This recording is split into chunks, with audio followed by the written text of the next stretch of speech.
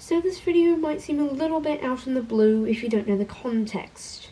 I've been wanting to make a video like this for quite some time, as alongside Thomas One Railway, I also collect Thomas Minis, but where I live, they're in blind bags, and I guess I collect them because it reminds me of kind of years ago when blind bag collectibles were everywhere, and it just gives me a lot of nostalgia, as for now these are kind of the only major blind bag items that are around. So yeah, I wanted to make a video reviewing them. So yeah, before we get into it, I want to say a couple things. Believe it or not, this is not the first time I've filmed this. I filmed 25 minutes worth, then my camera ran out of card space, and then so I had to film a little video explaining about why that happened and why the video cut out near the end.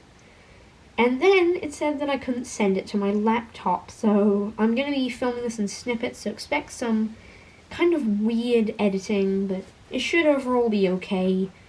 And so I'll probably fade between each and every character, except groups of singular characters. So let's get into it.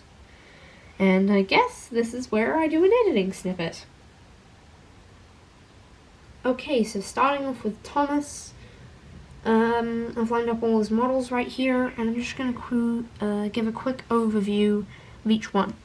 So here's the normal Thomas. It's a decent model, exactly what you expect. Here's the LBSC, or Original Livery Thomas, from The Adventure Begins.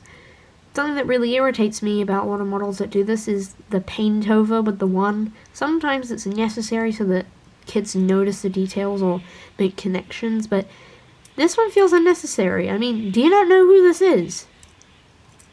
What kid would seriously not know that this is Thomas's face?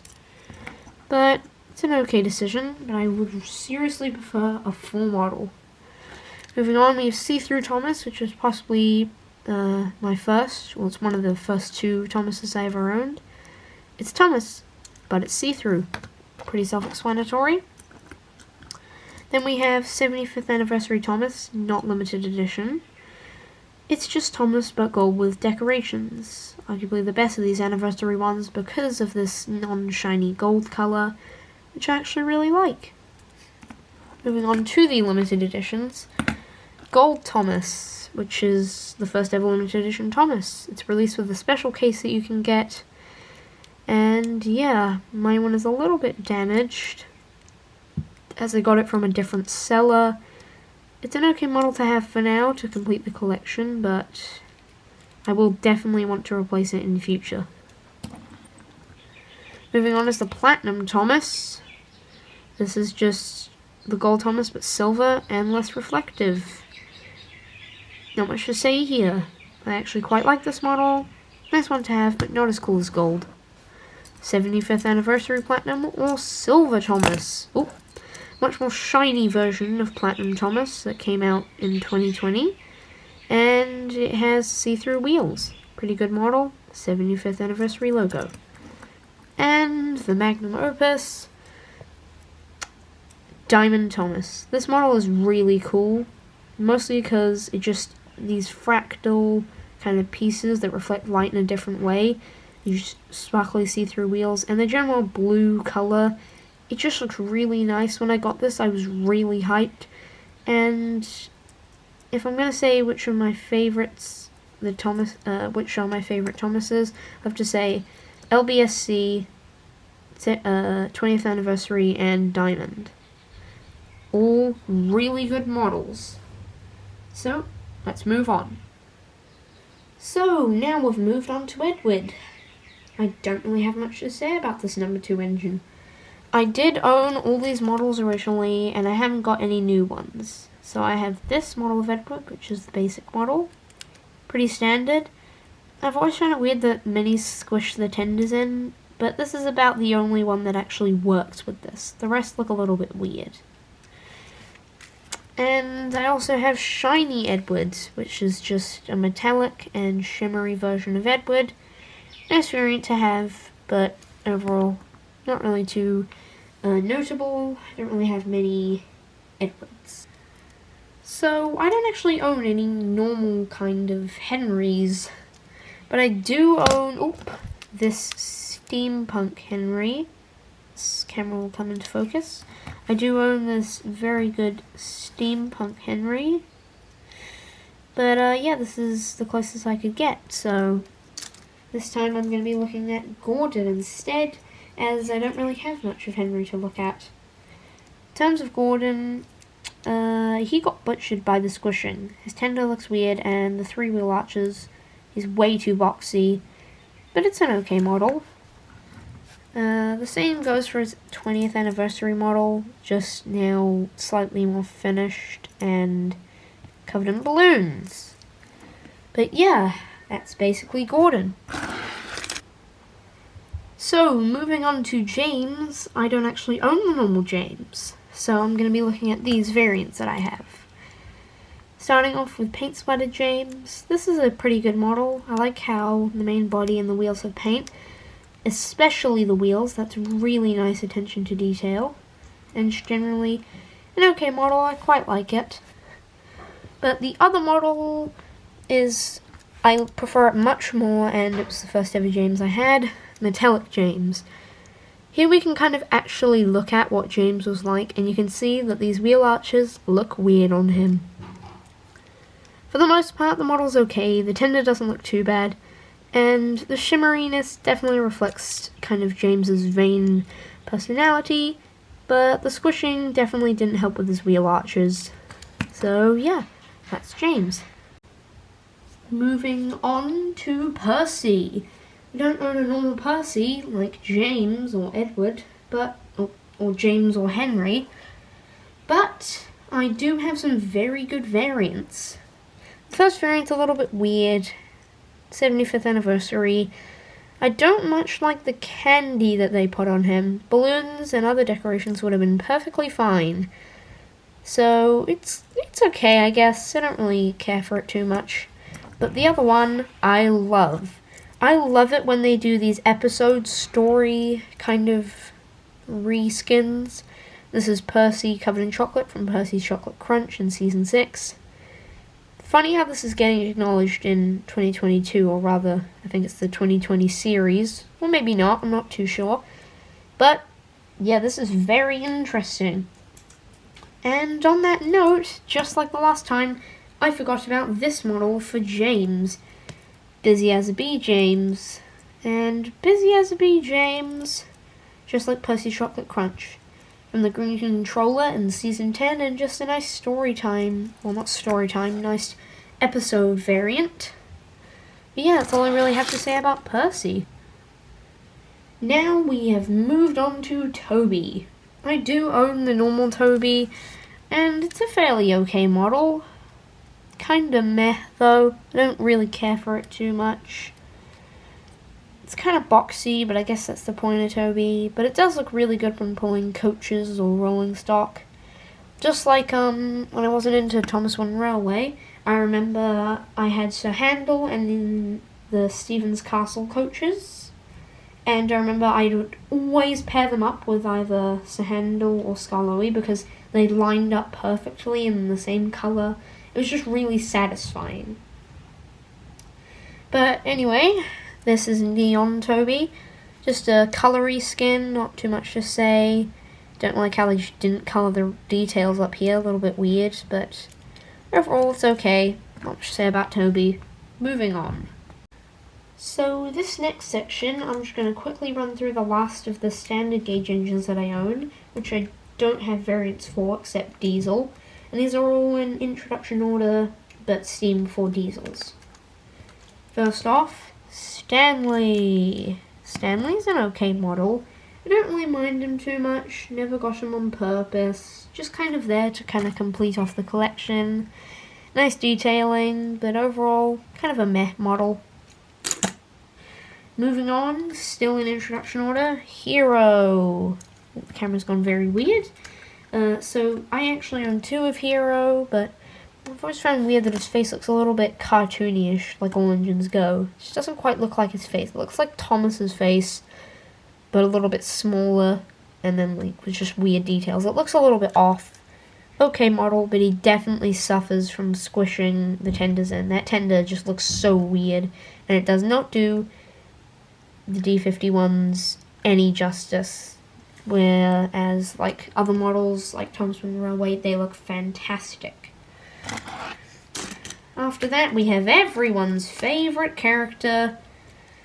Oh boy, Bash. I'm glad I don't have Dash or Ferdinand, because these guys are really painful.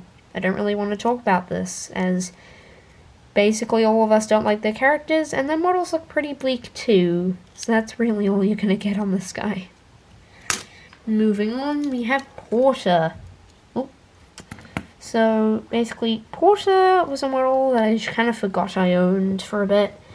He's an okay model. I don't really mind having him. Again, just to complete the collection. I'd rather have Salty, but still cool to have him. I'm pretty sure he's supposed to have a red running board. There's been a couple of cases of this. But I do like his 3 domes, and his design is interesting enough. It's an okay model. And lastly, in this little batch, we have Diesel. We have normal Diesel, and what I think is either white or like Ghost Diesel probably. So in terms of normal Diesel, he's okay. Really wish he had like a more rough finish, but that's all good. He has these details that kind of popped out, but otherwise he's kind of meh. Nice thing to have in the collection anyway. But yeah, I've not much else to say on this kind of Ghost Diesel. Just kind of a repaint. Not too concerned about that. So yeah, that's all I have to say really about Diesel. So I think I'll be moving on to Narrow Gauge now. Side note, I'm not moving on to Narrow Gauge. I forgot Samson. Samson, again, like Stanley or, well, like Hero. Well, not really like Stanley, more like Stanley and Porter. It's just kind of a model that I own. Don't really care too much about, but it's good to have in the collection anyways. So, yeah. That's basically all I have to say on Samson. Now we have the narrow gauge engines, which is a lot of a more interesting subject. I'm going to be looking at models. I'm not going to pick them up too much, except if I need to. So, yeah, so here we have Skarloey. Pretty basic. Good model. It's like got the Toby TWR colors, but like with that nice little handrail. This is how Skarloey should look. He's a good shade of red and doesn't look at all kind of squished down by the mini kind of squished up formula. Although his cat is a little bit boxy, which is a little bit weird, but I don't really mind it. And another Skarloey. We have this Candy Cane Skarloey. Smart way to make a variant. Use an already red character. And here we have Victor.